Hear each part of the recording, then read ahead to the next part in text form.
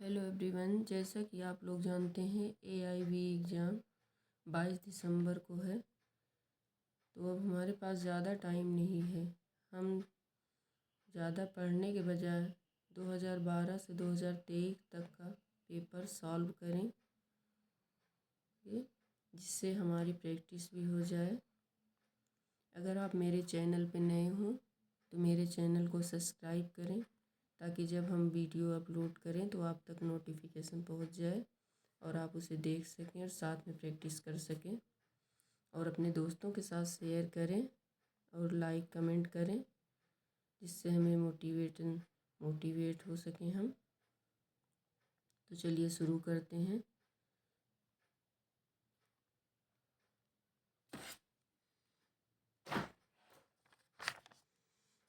हमारा पहला क्वेश्चन है,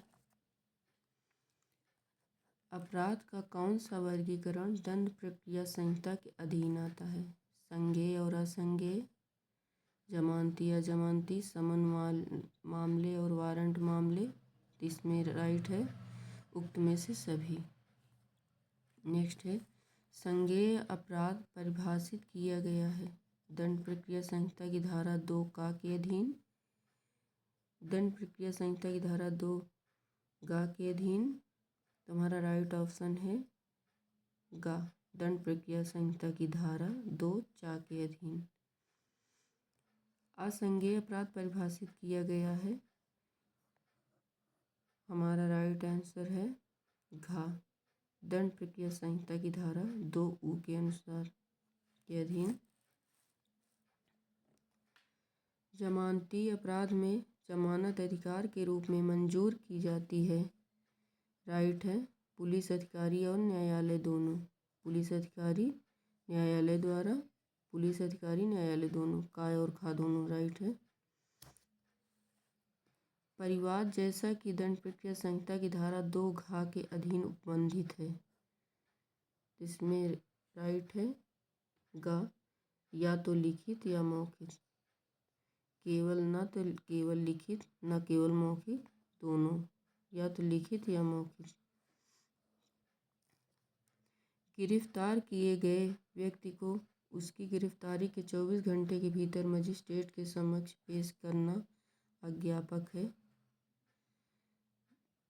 राइट है खा, दंड प्रक्रिया संहिता की धारा 57 के अधीन।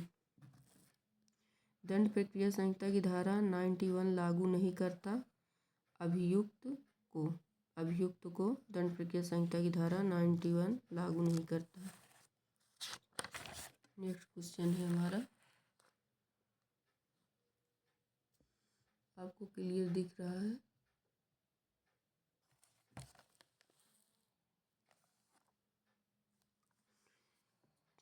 का ने दंड प्रक्रिया संहिता की धारा 161 के अधीन साक्षी के किए गए प्रश्न का उत्तर देने से इनकार किया था, यह अपराध है, राइट है खा, भारतीय दंड संहिता की धारा 179 के अधीन।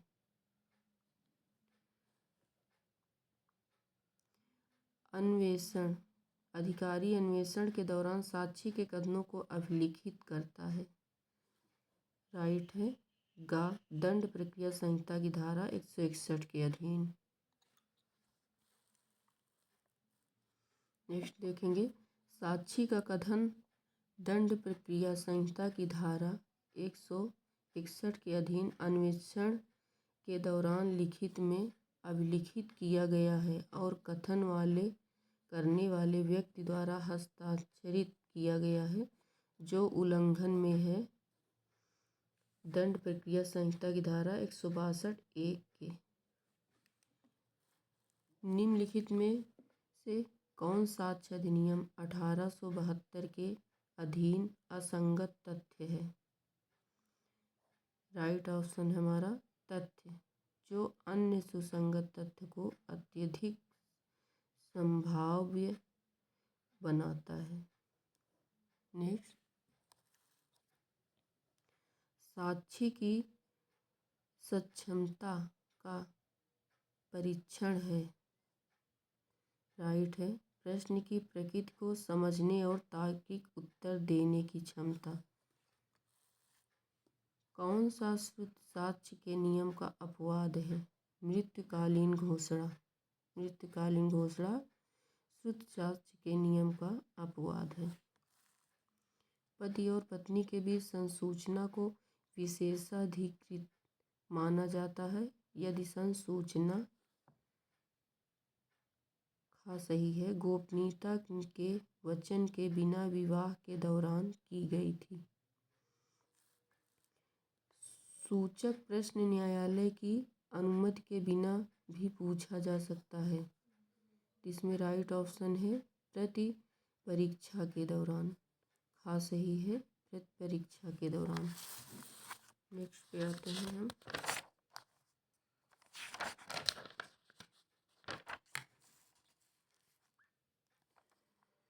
शब्द साक्ष्य से आपका क्या तात्पर्य है?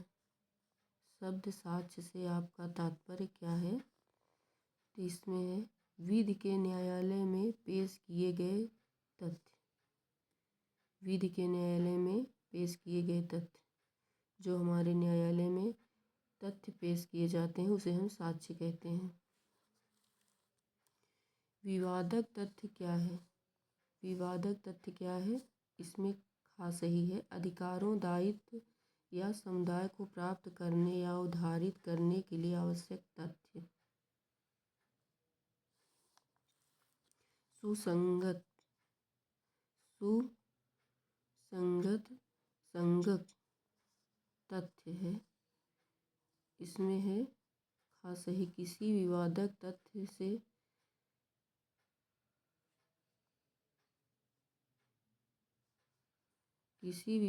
तथ्य से वैध रूप से सुसंगत तथ्य है। सुसंगत तथ्य है। निम्नलिखित में से कौन संविदा के मानक रूप के बारे में सही है? यह विद्यमान संविदा है। सामान्य नियम के रूप में प्रतिफल के बिना किया गया करार शून्य है। संविदा अधिनियम 1872 की धारा 36 के अधीन असंभव घटना पर आधारित समाश्रित करार शून्य है। एड इडेम सम्मति का तात्पर्य उसी भाव में उसी चीज पर मस्तिष्क का सम्मिलन।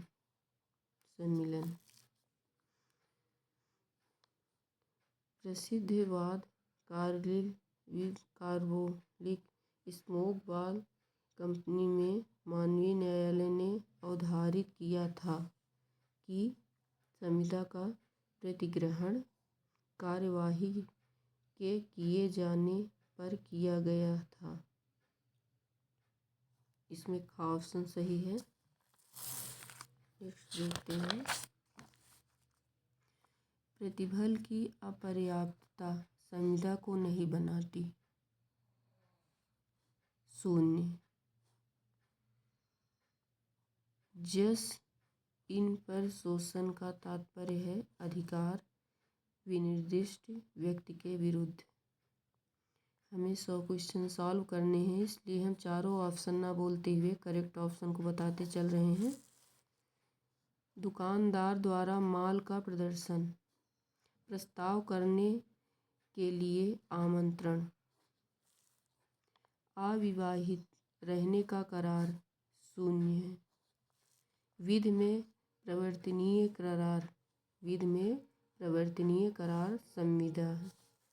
करार शून्य होगा एक पक्षकार द्वारा तथ्य की भूल के लिए, दोनों पक्षकारों द्वारा तथ्य की भूल के लिए, विदेशी विधि की भूल के लिए, उक्त में से सभी। चारों ऑप्शन में कौन राइट है आप कमेंट में करके बताएंगे, क्योंकि आप काफ़ी प्रैक्टिस भी कर चुके हैं तो थोड़ा सा खुद देखिए कि क्या हम 1-2 क्वेश्चन कर सकते हैं। शून्य करार संज्ञापित करता है विधि प्रकृति में अवैध करार। विधि द्वारा अप्रवर्तनीय करार। विधि द्वारा अप्रवर्तनीय करार। प्रतिस्थापन प्रतिस्थापना जब प्रतिगृहित की जाती है हो जाती है। इसमें कौन ऑप्शन सही है? का सही है। संविदा अधिनियम की धारा 2।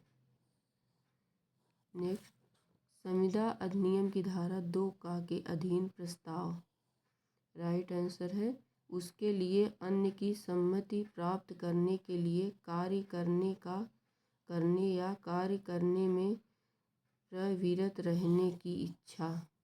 नेक्स्ट है, निम्न कथन में से कौन सही है? निर्दिष्ट अनुतोष अधिनियम 1963 का विस्तार जम्मू एवं कश्मीर राज्य के सिवाय संपूर्ण भारत पर है।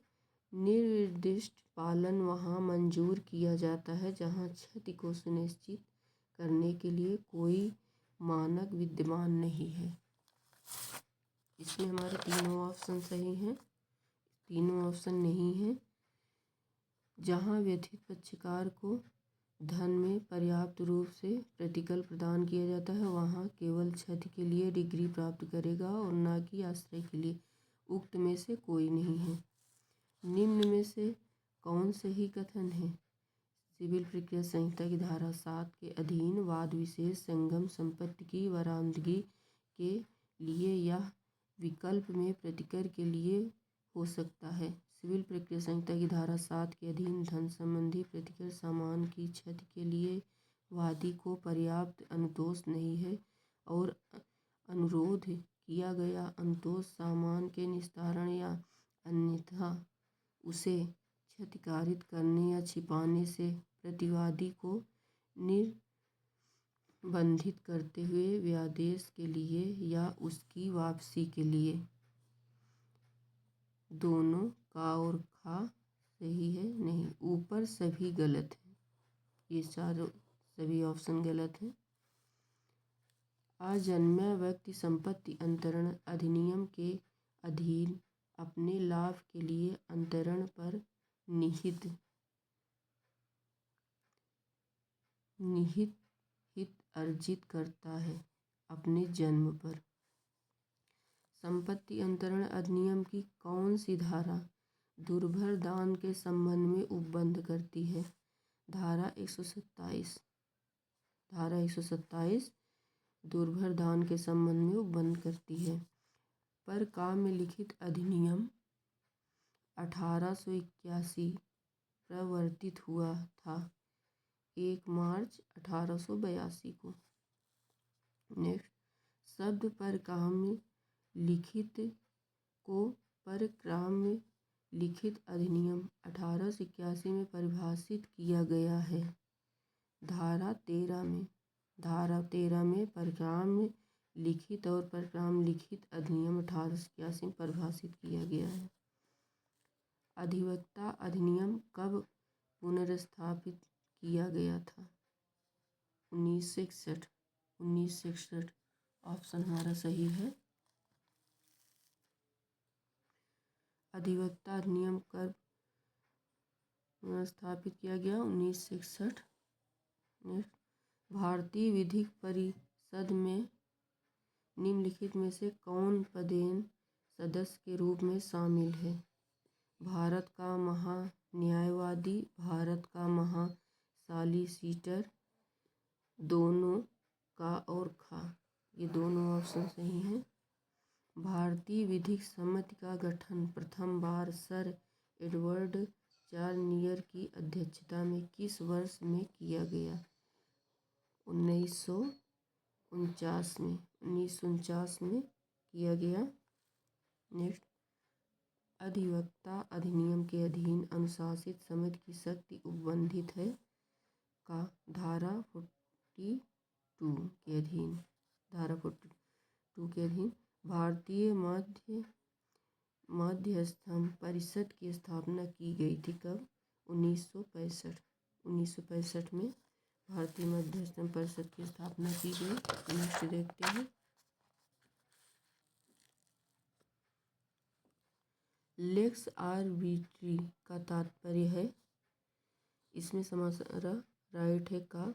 भारत में पदस्थ मध्यस्थम अधिकरण सिंगापुर की विधि को लागू कर सकता है। नेक्स्ट, भारत में मध्यस्थम एवं सुलह अधिनियम अधिनियमित किया गया था। घ सही है 1996 में 1996 में किया गया था। मध्यस्थम एवं सुलह अधिनियम की धारा 10 की उपधारा 1 अधिक कथित करती है मध्यस्थों की संख्या के बारे में। मध्यस्थों की संख्या के बारे में कथित करती है। सिविल प्रक्रिया संहिता की धारा 2(5) के अधीन विदेशी न्यायालय का तात्पर्य भारत के बाहर स्थित न्यायालय में होगा। का ऑप्शन सही है।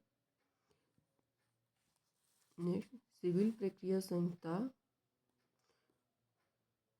1908 की धारा 2(9) के अधीन निर्णय का तात्पर्य है।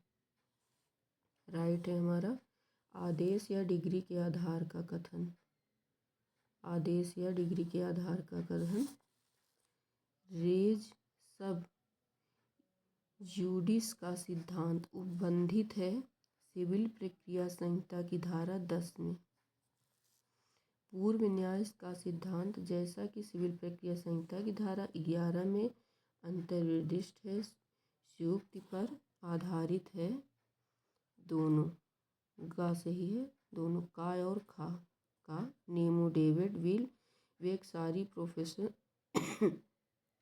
उनो इटिडर्न काजा इंटरेस्ट रिपब्लिक एट सीज फिनिश लिटियस। ये दोनों ऑप्शन सही हैं। पूर्व न्याय का सिद्धांत लागू होता है न तो का और न ही खा। ये ऑप्शन गलत है।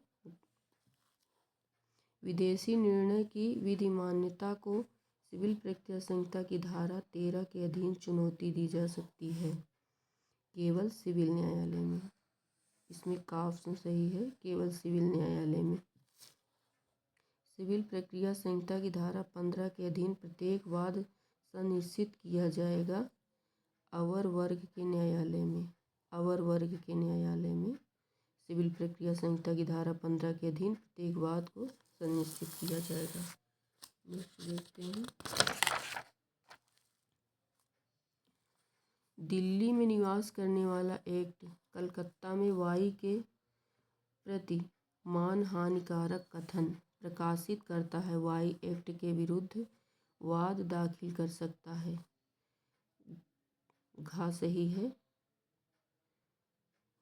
दिल्ली या कलकत्ता में। का में दिल्ली, खा में कलकत्ता, ये दोनों होंगे या तो दिल्ली या कलकत्ता में। संविदा के भंग के लिए क्षति के लिए वाद उस स्थान पर दाखिल किया जा सकता है जहां संविदा की गई थी, जहां संविदा का पालन किया गया था या भंग हुआ। ये भारत में कहीं भी नहीं। दोनों का और खा ऑप्शन दोनों सही है। प्रत्येक वाद पत्र में सिविल प्रक्रिया संहिता की धारा 26 के अधीन तथ्यों को साबित किया जाना चाहिए। खा सही है शपथ पत्र द्वारा। परिसीमा के परिनियमों का अस्तित्व इस कारण है कि उक्त में से सभी दीर्घकाल तक निष्क्रिय दावे में उनमें न्याय की अपेक्षा क्रूरता अधिक है। प्रतिवादी पुराने दावे पर विवाद करने के लिए साक्ष्य को खो सकता है। उचित वाद हेतु के साथ व्यक्तियों को युक्त तत्परता के साथ उसकी पैरवी करना चाहिए। उक्त में से सभी तीनों ऑप्शन राइट हैं। परिसीमा अधिनियम 1963 लागू है इसमें सिविल वादों में। परिसीमा अधिनियम 1963 सिविल वादों में लागू है। कानूनी बैठक आयोजित करने की असफलता पर व्यतिक्रम करने वाली कंपनी के लिए शास्ति होगी। व्यतिक्रम के प्रति के लिए 5,000 रुपया। अंशों की स्वतंत्रता अंतर्निहितता अज्ञापक है। राइट है पब्लिक लिमिटेड कंपनी में। सूचीबद्ध कंपनी का संगम ज्ञापक होगा। सारणी खा के अनुसार। संगम ज्ञापन से निम्न खंडों में से किसका संशोधन नहीं किया जा सकता? किसका संशोधन नहीं किया जा सकता? उद्देश्य खंड, संगम खंड, दायित्व खंड, पंजीकृत कार्यालय खंड। ये क्वेश्चन आप लोग हल करके बताइए। भारतीय दंड संहिता में कोई बात अपराध नहीं है जो उस शिशु द्वारा किया जाता है जो 8 वर्ष के नीचे, 7 वर्ष के नीचे, इसमें राइट है 7 वर्ष के नीचे, गा सही है। नेक्स्ट देखते हैं। शरीर के व्यक्तिगत प्रतिरक्षा का अधिकार स्वेच्छतया मृत्यु कारित करने तक विस्तारित है यदि अपराध जो अधिकार के प्रयोग का अवसर प्रदान करता है युक्त रूप से यह आशंका उत्पन्न करता है कि मृत्यु कारित की जाएगी। का सही है।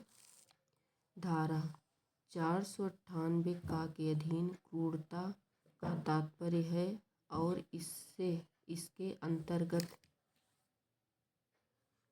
अंतर्गत है ग मानसिक और शारीरिक दोनों प्रताड़ना। कौन सा अपराध जहां स्वयं अपराध की तैयारी दंडनीय है? इसमें सही है डकैती में स्वयं अपराध की तैयारी दंडनीय है।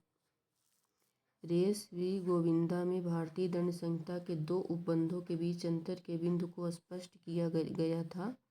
इसमें ऑप्शन गा सही है। धारा 299 और धारा 300। का ने अपनी लगभग 14 वर्षीय पत्नी के साथ उसकी सम्मति से मैथुन किया। का ने कोई अपराध नहीं किया, बलात्संग का अपराध किया। इसमें खा सही है। किसने न्यायशास्त्र के विषय को व्याख्यात्मक विधि शास्त्र और नियंत्रण संबंधी विधिशास्त्र के रूप में वर्गीकृत किया? बेंथम सही है। इसमें ऑप्शन सही है। किसने न्यायशास्त्र को अधिवक्ता के अतिरिक्त रूप में वर्णित किया? गा सही है। जूलियस स्टोन ने न्यायशास्त्र को अधिवक्ता के अतिरिक्त रूप में वर्णित किया। कल्पना सिद्धांत निम्न और धारणाओं में से किससे संबंधित है? विधिक व्यक्तित्व। घा सही है। विधिक व्यक्तित्व। सुन्नी मुसलमान कितबिया लड़की से विवाह करता है, विवाह विधिमान्य है। मुस्लिम विवाह विघटन अधिनियम 1939 मुसलमानों के किस शाखा पर आधारित है? हनफी शाखा पर आधारित है। नेक्स्ट। हिंदू दत्तक और भरण पोषण अधिनियम 1956 के अधीन महिला हिंदू को दत्तक में पुत्र या पुत्री को ग्रहण करने की क्षमता है। का सही है। वह विवाहिता नहीं है। हिंदू विधि के अधीन शून्य और शून्यकरणीय विवाह से जन्मी संतान है धर्मज। औद्योगिक विवाद अधिनियम के अधीन तालाबंदी को परिभाषित किया गया है। धारा 2 शब्द छटनी को औद्योगिक विवाद अधिनियम के अधीन परिभाषित किया गया है। धारा 2 टाटा का सही है। इसमें व्यवसाय संघ अधिनियम को अधिनियमित किया गया था वर्ष 1926 में। का ऑप्शन सही है।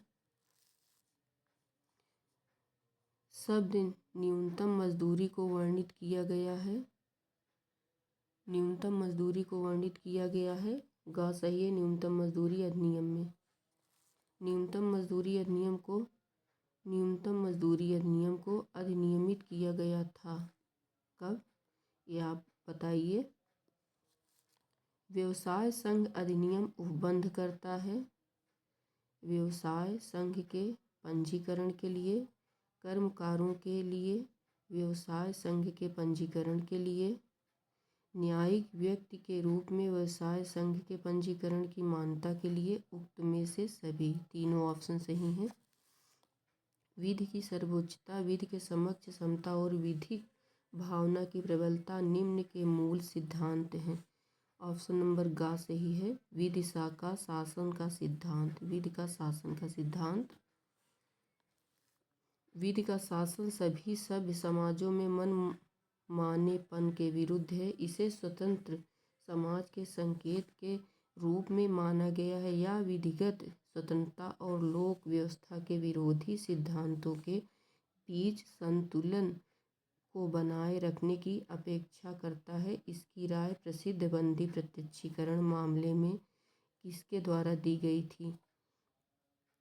न्यायमूर्ति एच.आर. खन्ना, न्यायमूर्ति एच.आर. खन्ना के माध्यम से दी गई थी।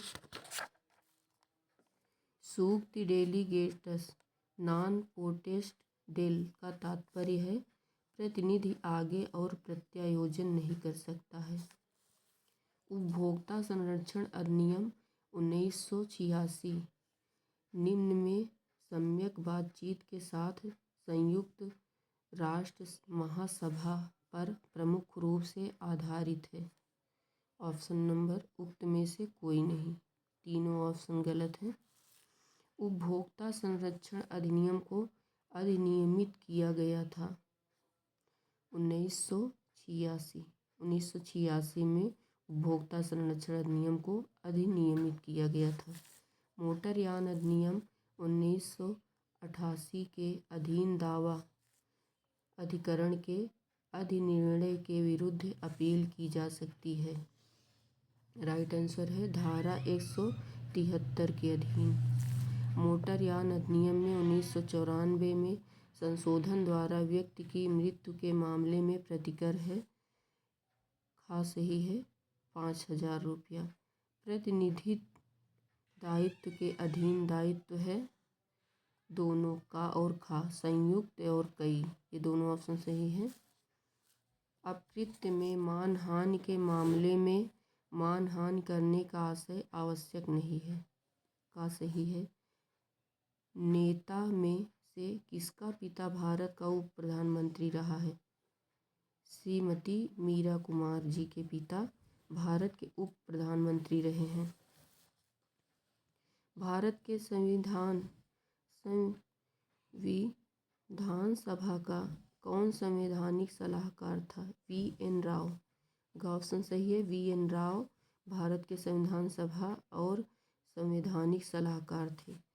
भारत में न्यायिक पुनर्विलोकन की अवधारणा आधारित है विधि द्वारा स्थापित प्रक्रिया पर। विधि द्वारा स्थापित प्रक्रिया पर भारत में न्यायिक पुनर्विलोकन की अवधारणा आधारित है। नेक्स्ट देखते हैं। पर्यावरण का संरक्षण है। पर्यावरण का संरक्षण है संवैधानिक कर्तव्य, निदेशक तत्व, मूल कर्तव्य। दोनों का और गा, खा और गा, ये निदेशक तत्व और मूल कर्तव्य, ये दोनों ऑप्शन राइट है। मध्य शिक्षा संबंधित है समवर्ती सूची से। मध्य शिक्षा समवर्ती सूची से संबंधित है।